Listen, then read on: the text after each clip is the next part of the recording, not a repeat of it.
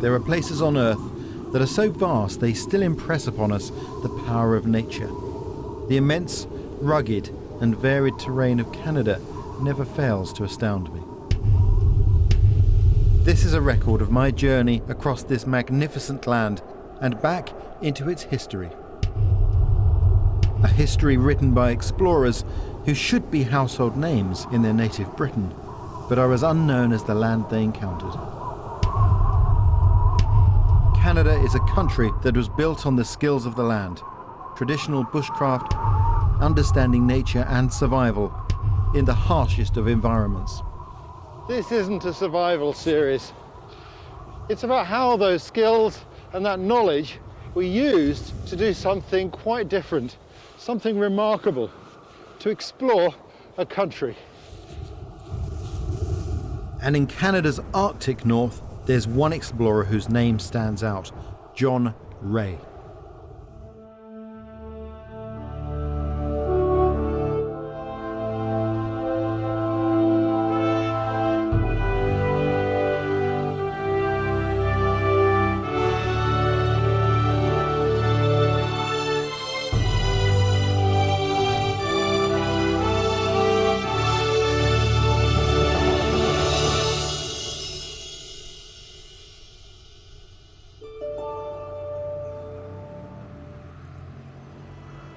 This is St Magnus Cathedral in Kirkwall in the Orkney Isles. I've come here because of a man that I consider should be one of our country's most celebrated figures, a Scotsman born nearby in 1813 and buried here in 1893.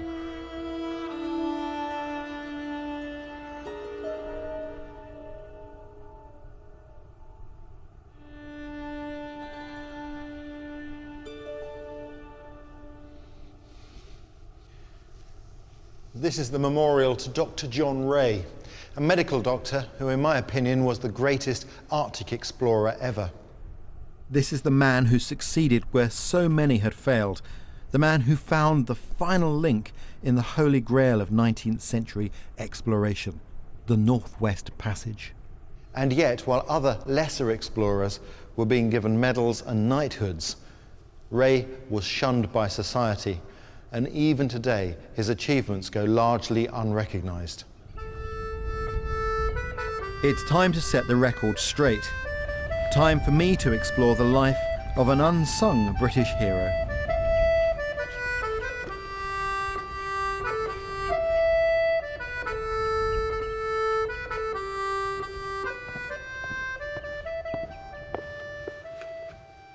This is the Hall of Clestrain on Orkney.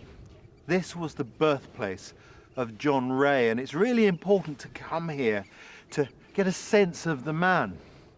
It's hard to imagine today that this building would once have been an incredible Georgian structure, very impressive.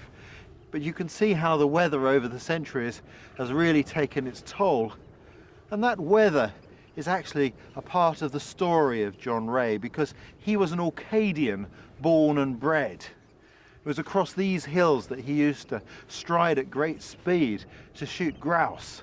And through the sounds here, he used to race boats, developing boating skills that in later years he'd be celebrated for. But perhaps the most important thing was the spirit of the place. See, Orcadians are islanders. They're exposed to the whims of nature, and they have to deal with that with a degree of stoicism. And that stoicism is something that Ray took with him to Canada and recognised in the native people he learned to travel with and to trust.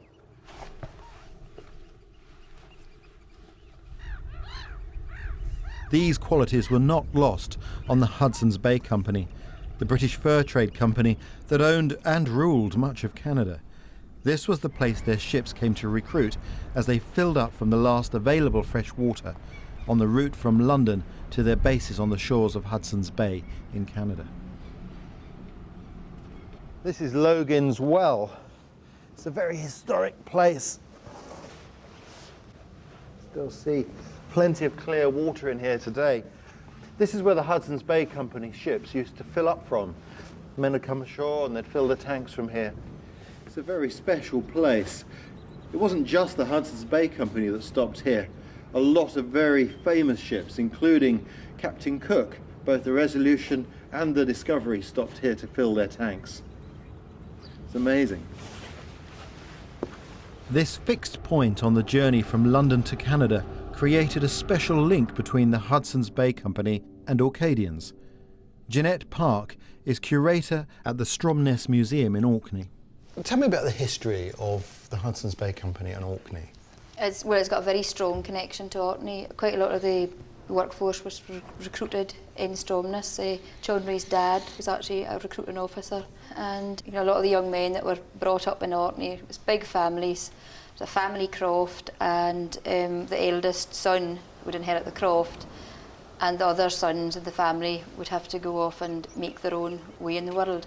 And a good way of doing that was signing on for a term of employment with the Hudson Bay, and if you did a 7-year stretch out there, you would earn enough money to come back and maybe buy your own piece of land and marry and settle down and set up. So it was a good way to better yourself, to come to achieve a better standard of living when you came home. Provided a great opportunity. Oh, it did, yeah, it did. It was taken up by a lot of men.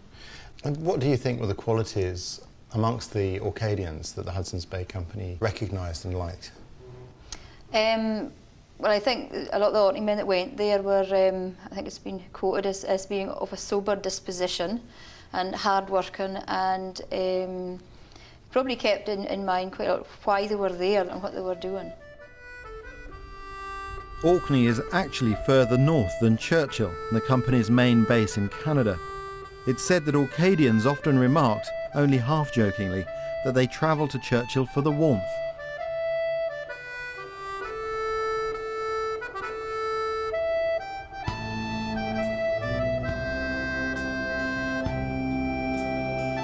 After qualifying as a doctor, Ray, like so many Orcadians before him, joined the Hudson's Bay Company. But his was to be no ordinary career. Although he made his name in the Arctic, that success was built on foundations laid down in his early years, working as a doctor further south in the woods of Canada. His work involved tending to both the European and the Indian employees of the company, and he travelled with an open mind. When John Ray came here, he saw the wisdom that existed in the life skills of the people he encountered, the indigenous populations of Canada.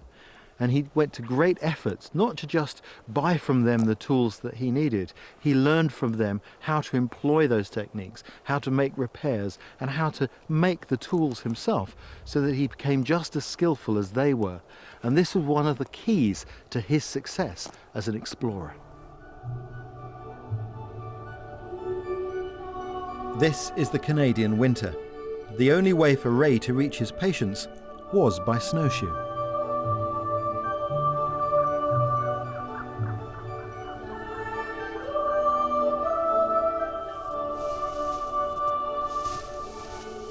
Like so many things in his life, he quickly mastered the technique. There are stories of him walking half the night just to catch up with the postman because he'd forgotten to post a letter.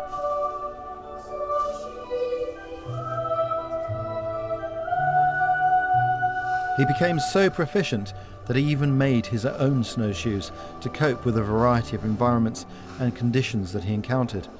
There's no doubting his commitment to life here. He clearly respected the craft skills of the locals.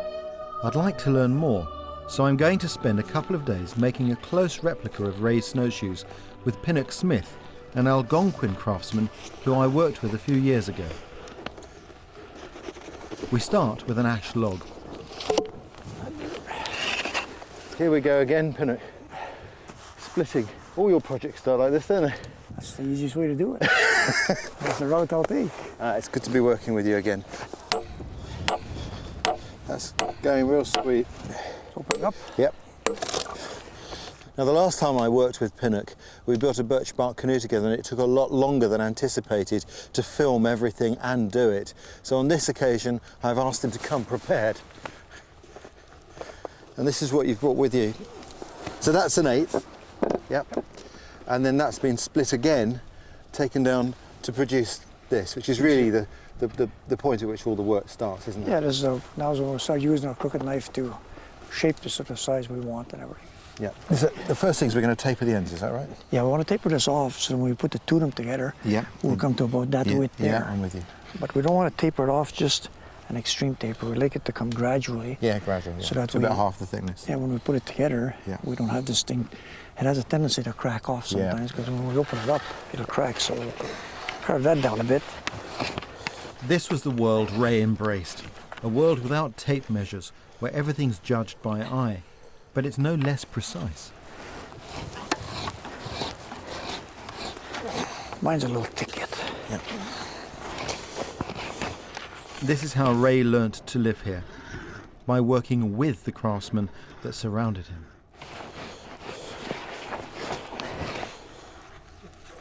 I reckon that's the second taper done on mine. Looks right, doesn't it? That's good. We'll get away with that. Yeah. Tie it together, laminate it. Got a whiskey jack there. Better feed your bird there. Got a little bit. Yeah. They're funny, aren't they? In the back. Come on. Come on. In the back. You know you want it. The locals say it's good luck to feed the whiskey jack. It means they'll clear up the camp for you after you leave. My hands are getting a bit cold now. Yeah, it's a bit windy, isn't it? I'll put the shavings on the fire. Since I was a child, I've always loved the smell of burning ash. It's almost as rewarding as the carving itself. With conditions worsening and a temperature of -34, it's time to go inside. I want these snowshoes to be as close to Ray's as possible. On this trip, I want to know what it feels like to literally walk in his snowshoes. I sent Pinnock a picture with the dimensions of Ray's snowshoes, but when you're working like this, inevitably every pair is different. Very lightweight and very hard, so it makes a very, very good snowshoe. That should be a better fit. Flatten this one down, it wasn't so flat. Okay. Let's have a look. You happy with that? That's the frame ready. This temporary brace is set at roughly the same width as Ray's. Next, we bind them with rawhide, untanned animal skin. Then we want to close this about here. Keep it. Yep. Tie it. I think we can tie that. Hold it. Why are you using rawhide? It's because it'll, as it dries, it's going to start tightening up more, Yeah. and it'll hold it together for us. Yeah. And it's also something we already have convenient because we'll be using a lot of it for all the lacing and stuff. Traditional material from the Yeah, we're not going to go out and buy the twine to do it. We have it here anyway. So Ray's snowshoe design incorporated a distinctive curve at the front to stop them sticking in the snow. To achieve this, in the time we've got available, we're going to laminate the wood. That means splitting it so that it will take the curve more easily. Ray's would have been soaked and steamed over several days. okay, now we can try bending it around. Yeah, that looks a lot better, doesn't it? Oh, yeah. It's a little tight, huh? Notice I gave you all the hard work. Huh? That's all right. I don't mind. Younger person. Oh, look at that. Pretty good. Yeah, it looks all right, doesn't it? Oh, yeah, it's very good. And of course now we have to twin this up with another one, don't we? But you've already prepared some earlier, haven't you? Because you complained about last time. It's not true. Okay, well, show me the next step. Right.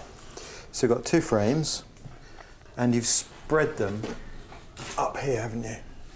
Well, this here is just to hold these two together when you bend it, so you don't want to bend any to come down any further. That's like a clamp, a primitive clamp. Just hold these two together. Yep. And these gauges here and our clamps and everything, I've never seen anybody keep them. They're thrown out, they're burnt or whatever. Because every time we make snowshoes, there'll be always different size anyway, so we end up throwing them out. You know that's because you're not standardised, Pinnock. Oh yeah, it's just you that thinks like that. With the basic frame complete, we can remove the brace and fit the cross pieces. And this piece here we'll put up about 2/3 of the way. It's just for balance of the shoe. Does that look like 2/3 to you? Because remember, it's all eyeball. Yeah. Yeah, it's not bad. Okay, you can scribe that on the inside there. Ray was not a man to compromise on quality, so he used 5 cross pieces for strength and durability. If this first one is in the wrong place, the snowshoes simply won't work properly. So obviously, if there's the snowshoe, as you lift your foot, it needs to tip so that the nose comes out and doesn't dig into the snow.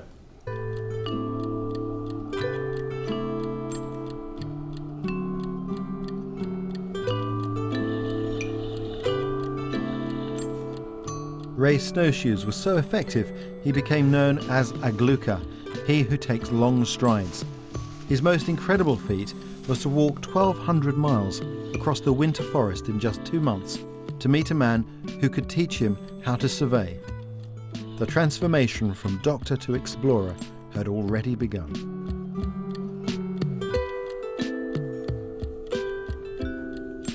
The more you put into this way of life, the more rewarding it becomes. I've rounded off the edges of these crossbars, and the reason for that is when the snowshoe's laced up, the rawhide lacing will pass around this. I don't want any sharp edges that could cause it to wear through. They're looking quite good.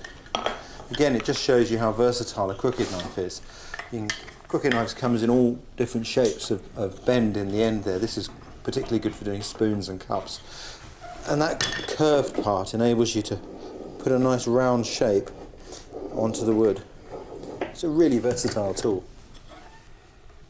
Ray knew that the knowledge of how to do things was the key to life here. That's what I like about Pinnock. With a couple of tools, he can make whatever he needs, working steadily day after day. Well, it's been a very satisfying day. I really enjoy this sort of craft work.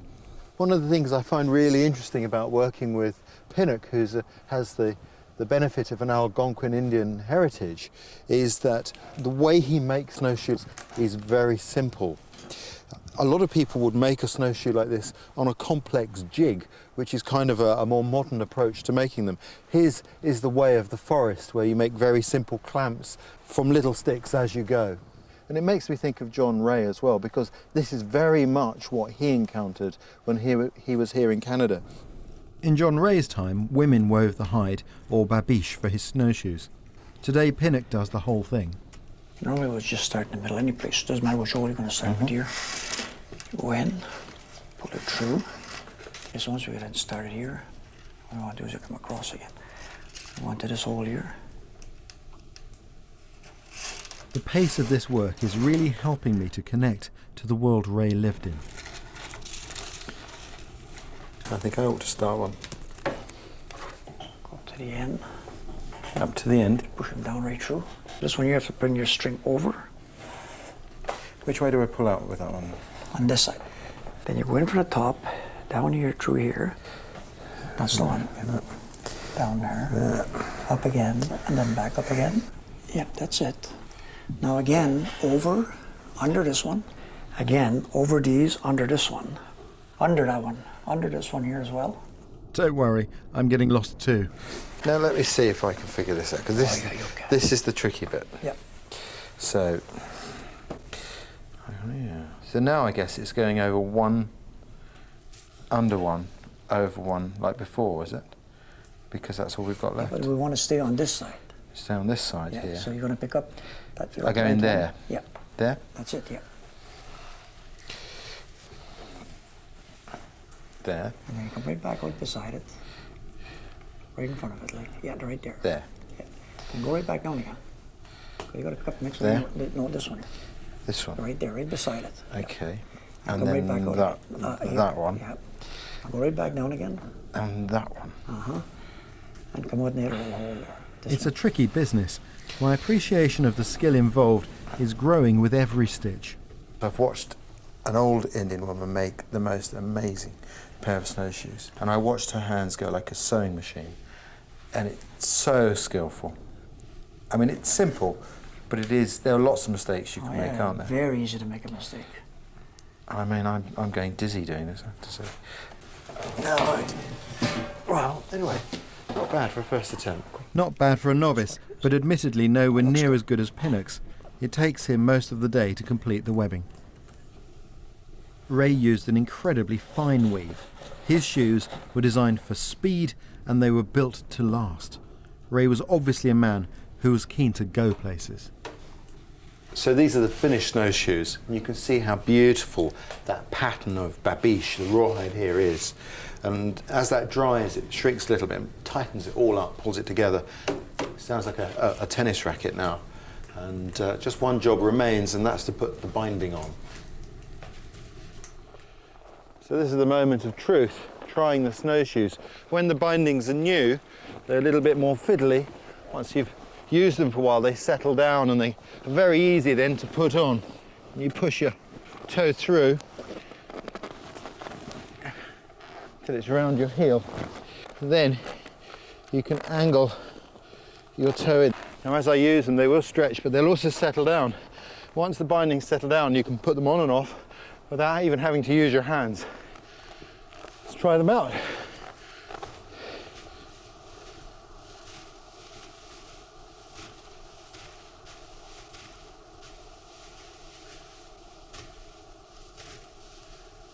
They're very good. Very light. It's like walking on two feathers in the snow.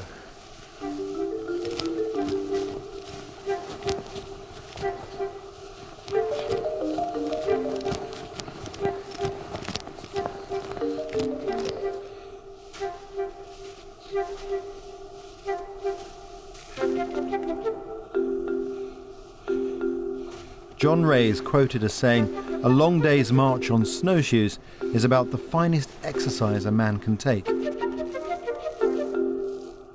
When he wasn't working, he would be out using his snowshoes, learning how to hunt everything from grouse to caribou.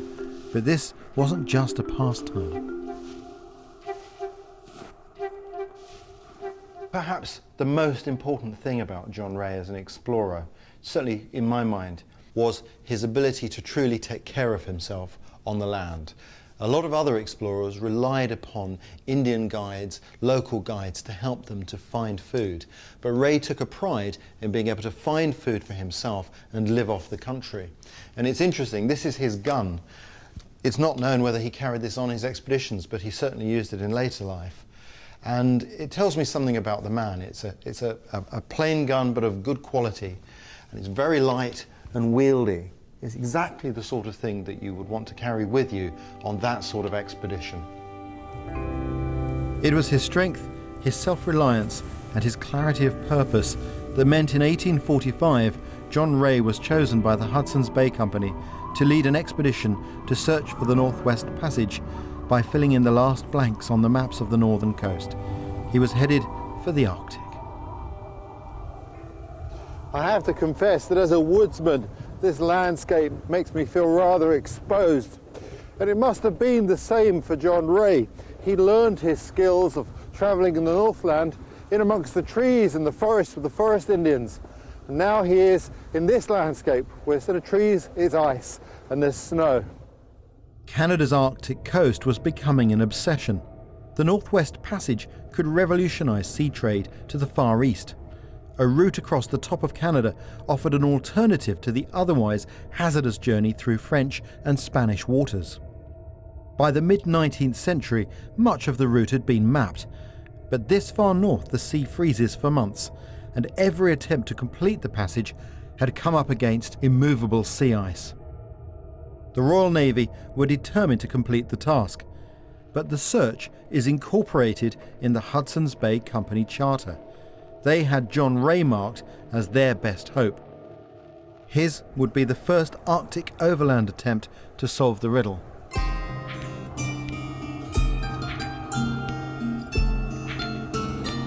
At the time, the Arctic mainland was an unknown entity.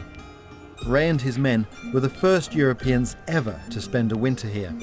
Their survey, filling in the blanks on the map, brought them here to a place they called Pelly Bay.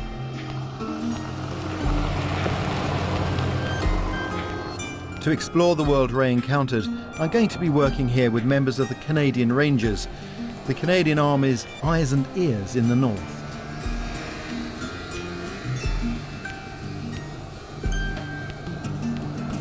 Ray was on foot, hauling a sledge, but this is the way to travel today. But many people, these are playthings, but they're just the tractors of the north, and after a few hours travelling on one through -30, that's exactly what they feel like. From the outset, Ray was different. He travelled to the Arctic with only a few months of supplies, even though he intended to stay over a year. He was going to live off the land, just like the people up here. Ranger Liedrich is going to be my interpreter. We're out on the frozen sea ice that proves such a barrier to ship-based expeditions. Cold day today. Yeah, windy. Very windy. We're lucky here in the lee of this island. Yeah. Out there, that's not easy travelling, is it? No, it's not. And you guys get cold like everyone else, don't Yes, we do. I've brought warming tea. Liedrich's providing the snack, frozen char. Well, a lot of people think that this makes you cold, but it doesn't, does it? No, when you first eat it, it was cold, but maybe half an hour later you start to get warm. It's lovely. Beautiful. But tell me about your traditional fishing spear. Our traditional ones, we use this one. It's called kakivak. And you make a hole in fall time. You make a hole and just put that in a hole like that. Yep. And we wait for the fish to go by. Yep. And that's, And you spear them. yeah. And of course, you're using some modern materials here, Yeah. some electrical tape and things to make it, but this isn't, is it? What's that there? That's a muskox horn. Muskox horn. Yes. And that's still better than modern materials. Yes. And does it have that shape naturally?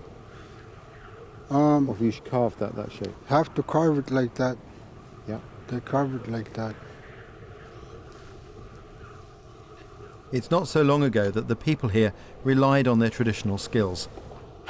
This archive film is from the 1960s and shows a way of life that had hardly changed from the world Ray would have encountered.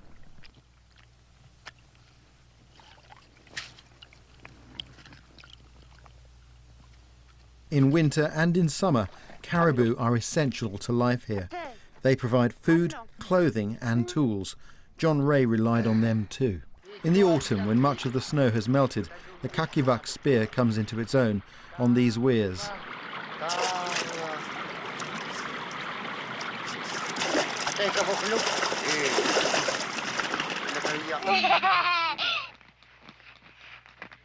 Knowing how to find food all year round was knowledge that was crucial to Ray's expeditions.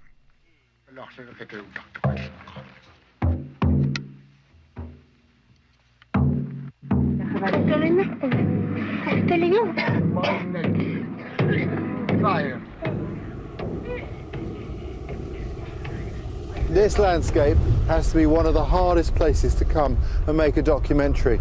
As I tell you, just standing here talking to you, my face is absolutely freezing. It's actually quite a warm day as the Arctic goes. It's only -24. A few days ago in the forest, I was in -40. But with the wind, it's a completely different ball game, and exposed flesh is very, very vulnerable to cold injuries. Ray knew that, and he knew that one of the most important things here was learning how to find or make shelter. And he implored all of the people who went on expeditions with him to learn how to do things the local way, and that meant the snow house or igloo.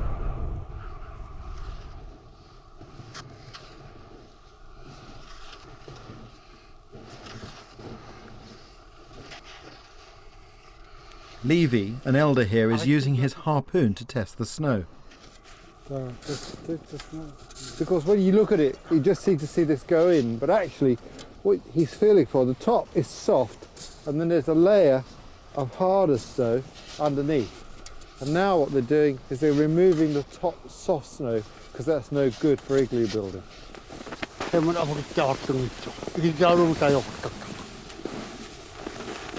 But building an igloo isn't always straightforward, and this snow is too crumbly.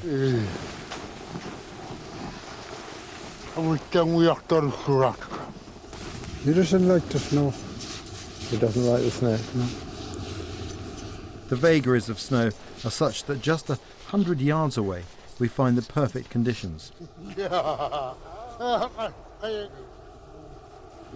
It's 13 years since I last had a go at building an igloo, so can expect to be quite a bit rusty, I think.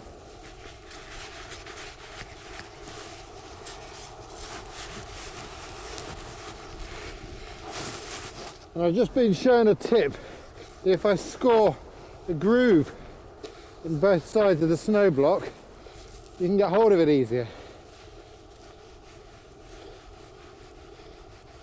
Like that. They're quite heavy.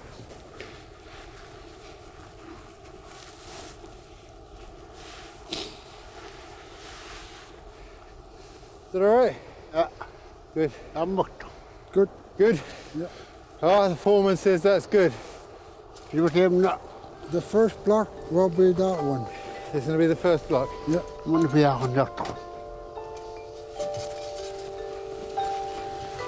When Ray first arrived in the Arctic, he fell back on Orcadian traditions, building a hut out of stone. He didn't know any better, but it was the wrong technology in the wrong place. When Ray saw the insulation an igloo provides, he quickly made it his business to learn how to make them. Piece by piece, he was acquiring the skills needed for life this far north.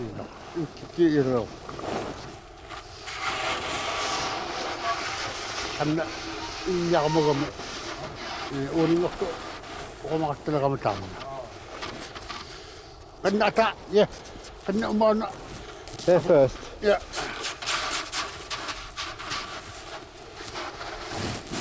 Okay. Have a look.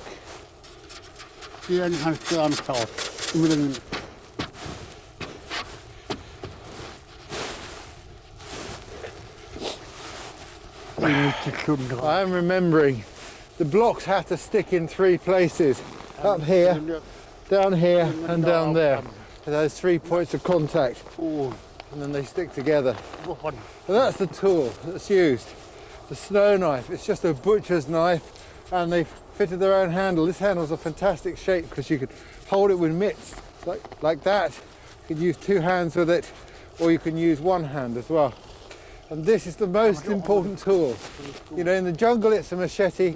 In the high Arctic, no Inuit leaves home without his snow knife. It's the most important thing. They can break through the ice with this, make an igloo with it, they can cut up their meat with it. It's brilliant.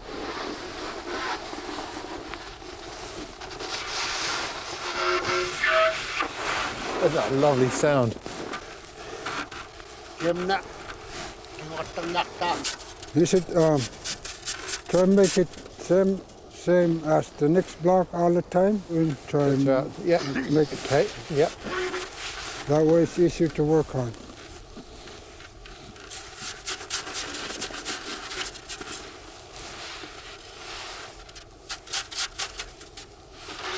That's easier said than done. The other 2 blocks I did went in so easily.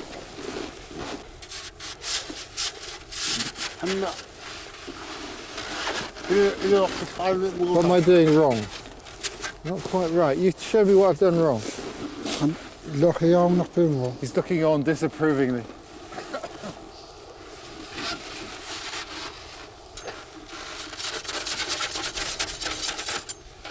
Yeah. Okay.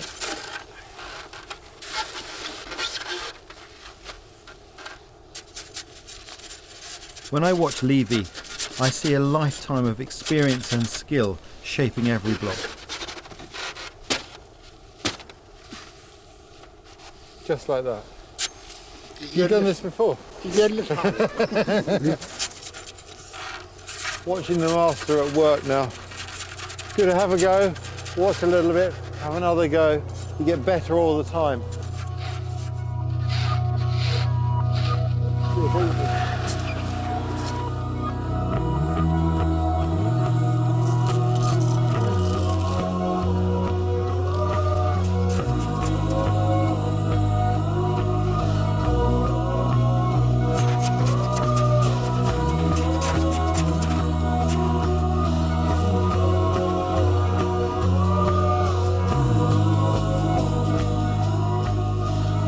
As the wall starts to go up, We're already now getting that windbreak effect, which is very welcome today.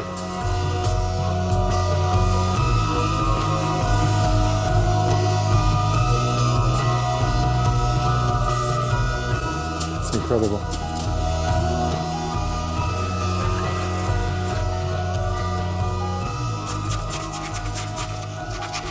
This is the bit that always astonishes me. It looks like it defies belief, doesn't it? Very, very clever how it all locks together. But the igloo, to me, is one of the most incredible marvels of human achievement. There are a few things that, if I had a time machine, I'd like to go back and see. One is the first man to make fire by friction, and the other is the first Inuit who mastered this complicated technique of building. It's incredibly clever.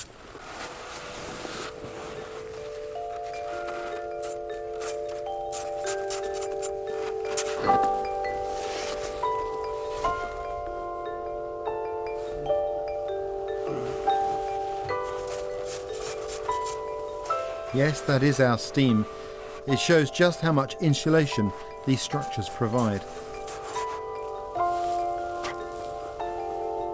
Ray is on record as choosing to sleep alone in his igloo. It may have been colder, but he couldn't bear the smoke of his crew's pipes. He kept his books and ink in his sleeping bag to stop them from freezing. He was some man.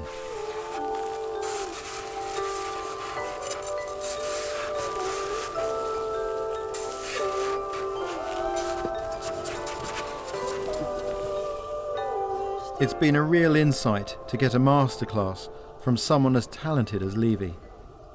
Levy, for me, it's been a real privilege to be here and see you at work in this environment.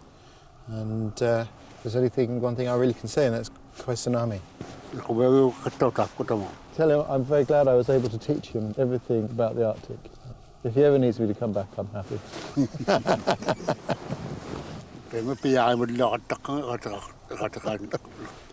Yes, definitely, and I'm very grateful for his kind offer of his snowmobile, his kamiks, his parka. I will take very good care of these things when I take them back to England with me. Thank you. I tell you what, you give me your fancy clothes and I'll happily give you my old ones.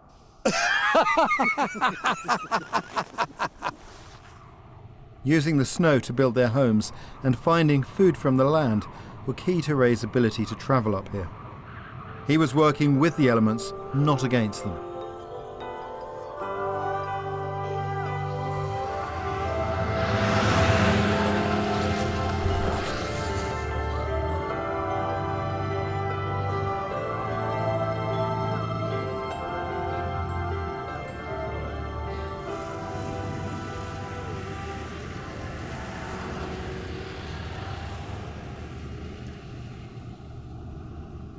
The people Ray met were not just surviving.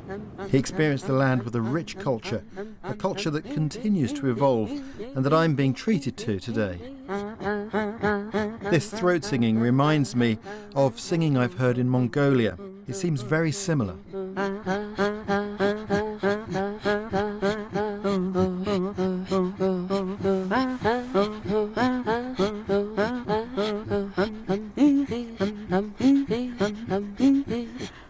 Very good. Is there a song, a rhythm that you're following, or is one of you trying to catch the other one, or?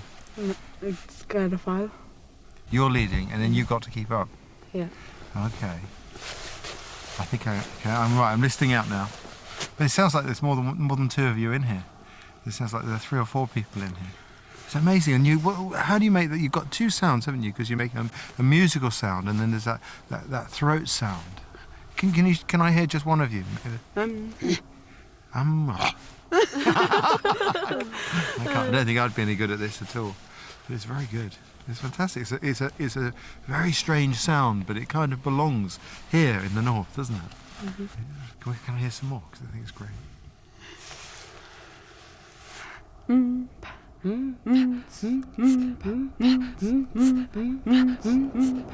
Today, Pelly Bay is called Kugaruk.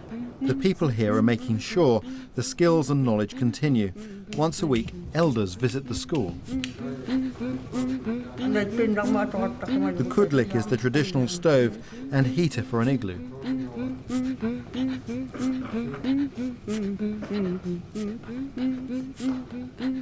Nets, of course, were and are vitally important for people who live on the coast. It's not all about survival, though. There are tricks to learn too. Wood is a relatively new resource in a land without trees. Inuit sledges were once made from frozen fish wrapped in skin with cross members of antler tied together with sealskin.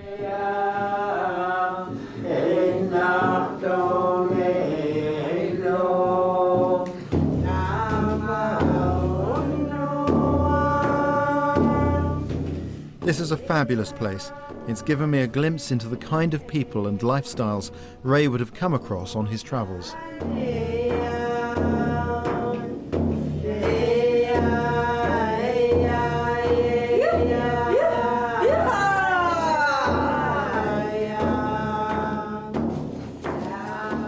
They start them young here.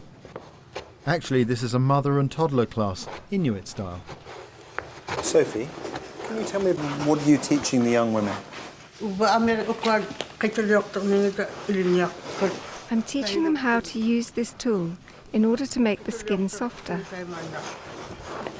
I've worn caribou clothing and I know how good this is, but I think people who aren't used to it are surprised that you are still using these traditional methods.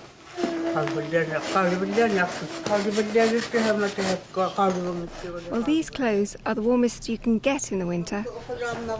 A fact that was not lost on Ray. And you don't tan the skin, you just soften the skin. When you finish with the scraper, you rub warm water into the skin.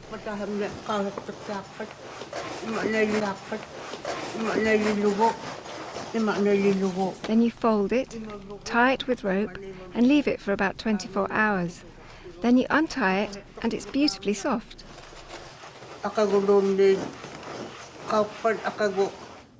When Ray adopted the snow house, he also adopted Inuit clothing. In fact, he'd been using local clothing for some time. And there's great wisdom in that because the two technologies go together.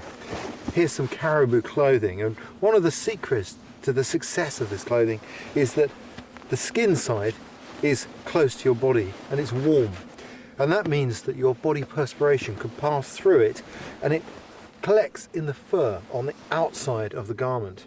Now, if you bring that into the main chamber of the igloo when it's heated, the frost melts and is drawn by capillary action up into the insulative underhair close to the skin, and when you go out again it would freeze like ice. By leaving it in the porch, any moisture freezes in the outermost layer of the hair, which can simply be brushed away in the morning. It's fantastic. It's so simple and so effective. A completely windproof garment that breathes and is also insulative. Now, modern clothing just doesn't function like this. All of these garments we've got here, even if we were to bring them into the igloo overnight with the traditional lantern going in here, there's no way we can get this environment warm enough to dry our clothing and get the moisture out of them. That was one of the keys to his success. He had both bits of technology, insulative snow houses and the right clothing that worked with it. That meant he could go long distance without too much hardship.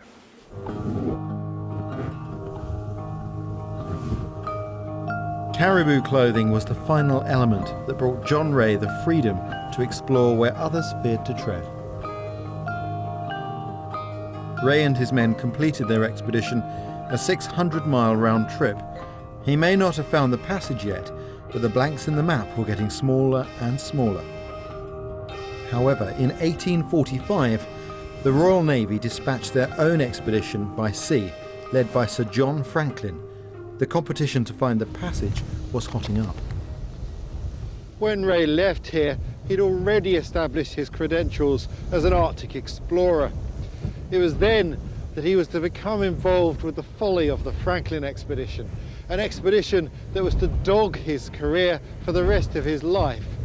I find it irritating that I even have to mention Franklin's name in association with Ray's.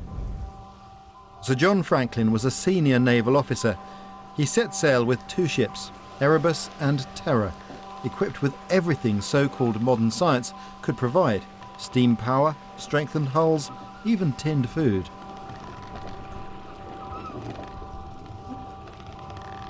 With the full backing of the Royal Navy, this was the expedition that everyone expected to complete the search for the Northwest Passage. But Franklin was not a man who could adapt to conditions. He reflected the Victorian attitude of superiority.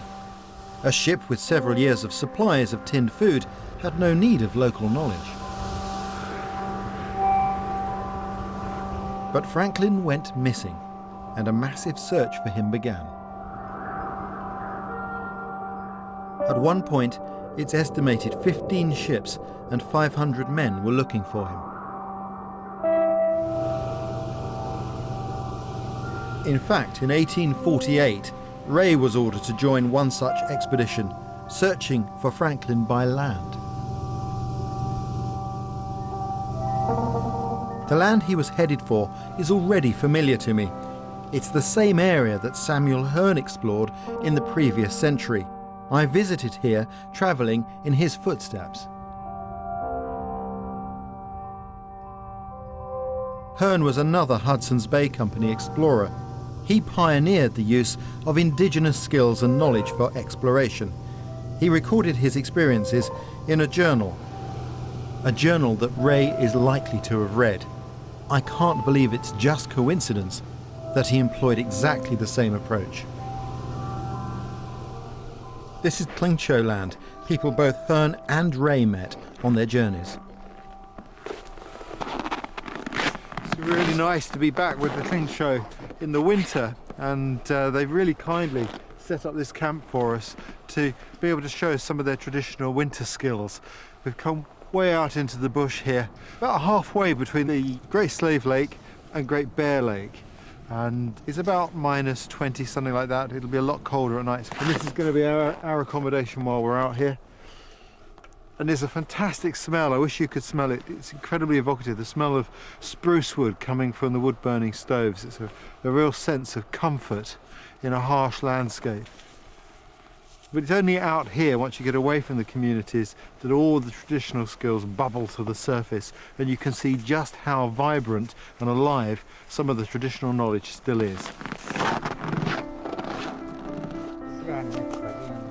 Skills like trapping, making bannock and ice fishing. It's good to see the youngsters here too, a sign of a vibrant and healthy culture.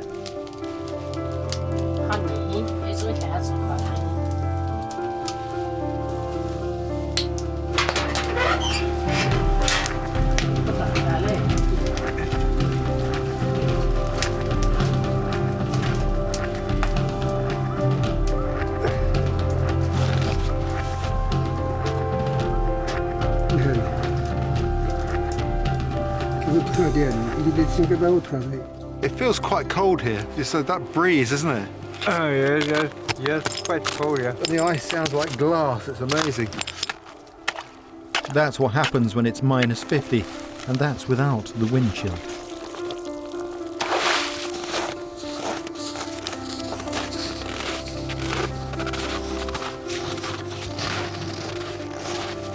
It's thought that early in Franklin's voyage, some men died from lead poisoning, from solder on their tinned food. Meanwhile, Ray could eat fish caught with nets under the ice. Maybe Franklin should have paid more attention to the local ways. There really is plenty of food out here if you know how to find it. And the fish preserves itself, freezing instantly.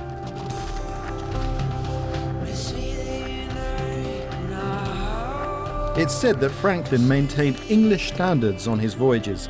He dressed for dinner and dined off china plates. Ray led a very different life.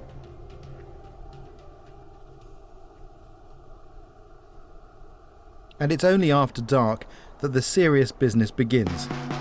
I wonder if John Ray was treated to such fine hospitality. So I think I may have made the mistake of asking what you do for entertainment, because the mood has changed. Now, this is all a bit rough and ready, I have to say. We're in the crowded confinement of this tent, and you may see shadows from the sound recordist, and all sorts is going on because I've been invited to play in the traditional hand game competition. This is taken very seriously, and already the opposing team have got the look. They look like they're hunting caribou, and I feel like the caribou right now. But I've got Jared on my side, who's a champion, so I may be in good hands here. We'll see what goes on.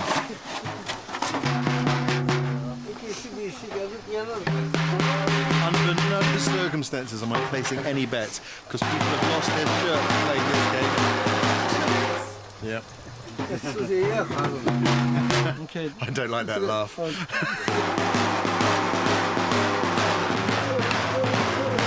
Don't ask me about the rules.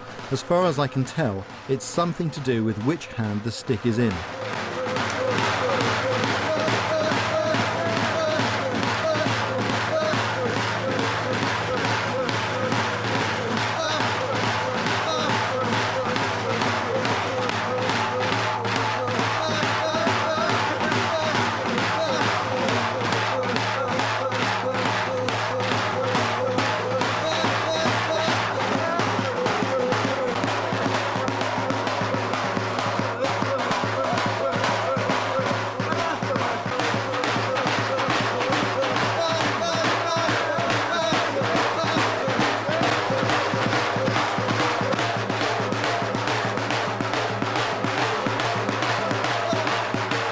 I've no idea who won, but at least I didn't lose my shirt. Of course, it goes on into the night.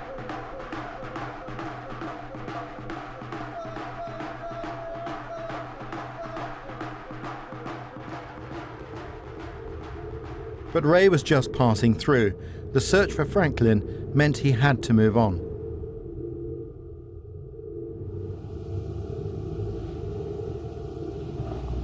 Ray was on his way to the Coppermine River. From here, he could search the surrounding coast for signs of Franklin. Hearn witnessed a massacre here, and coincidentally, one of Ray's men drowned here too.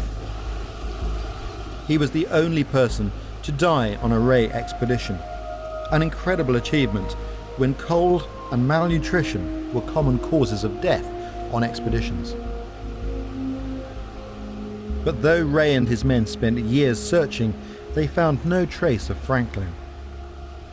But there was still the Northwest Passage, and Ray had shown he was clearly the man for the job. 2 years later, he was sent back to Pelly Bay to carry on his work. Make no mistakes about it, this is a really difficult place. If you're not born here, it takes an incredible degree of mental determination to be able to just cope with conditions here. This was Ray's 4th expedition into the north, and it was on this occasion that he was to make the most important discovery of his career, the piece of water that today bears his name, the Ray Strait. That was the missing link in the Northwest Passage. The seemingly impossible task was complete, and thanks to his unique approach, Ray was the man who had achieved it.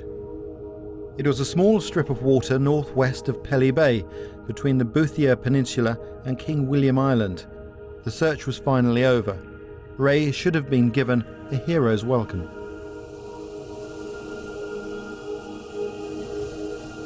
But the achievement was immediately overshadowed. Almost at the moment of his greatest triumph, Inuit from Kugaruk brought word to Ray that they had found a party of dead English sailors. From relics traded with the Inuit, it was clear this was the Franklin expedition, and their end had not been a quiet one. They'd behaved in the only way they knew how, desperately hauling their boats overland, taking their supplies with them, but without knowledge of how to live in the land that surrounded them, they really hadn't a hope. Ray couldn't believe it. On this expedition, he's found the Northwest Passage, he knows where the missing explorers have gone, and he heads back to Britain to tell people what he's learned. You'd think they'd be happy, wouldn't you? Strange thing is, things didn't quite turn out that way.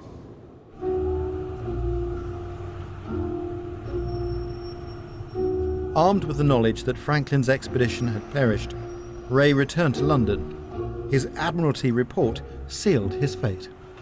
His report was reprinted in this edition of the Times, Monday, October the 23rd, 1854.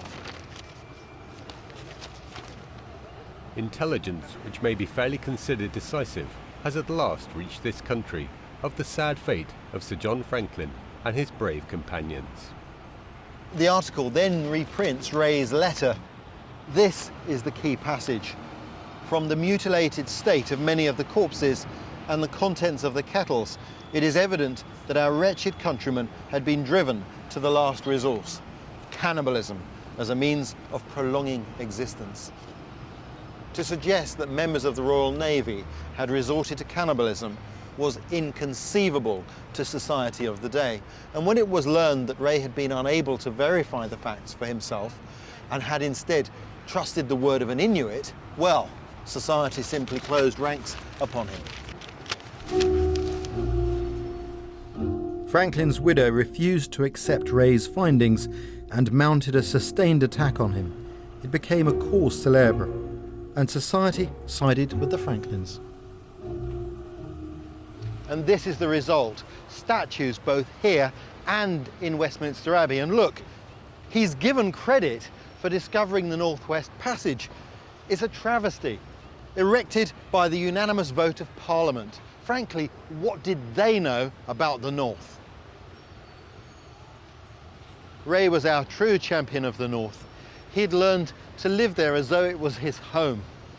Not only did he get no public recognition for his achievements, but society literally left him out in the cold. He's been all but forgotten for the past 100 years. Ray does not deserve to be brushed aside. His achievements were astounding. He undertook 4 Arctic expeditions with the loss of just one life. He mapped around 1,500 miles of coastline. He found the Franklin expedition, and he discovered the Ray Strait, the final link in the Northwest Passage. That's why it bears his name. But that still leaves his greatest contribution to exploration. If you want to come and travel in this landscape today, just about every book you read will tell you how the local people, the Inuit, have coped with these conditions for thousands of years. John Ray knew that. When he came here, he learned everything he could about traveling in this incredibly hostile environment from the people who knew how. And yet, he was vilified for it. I find it astonishing that a man of such wisdom could be treated so shabbily by the establishment.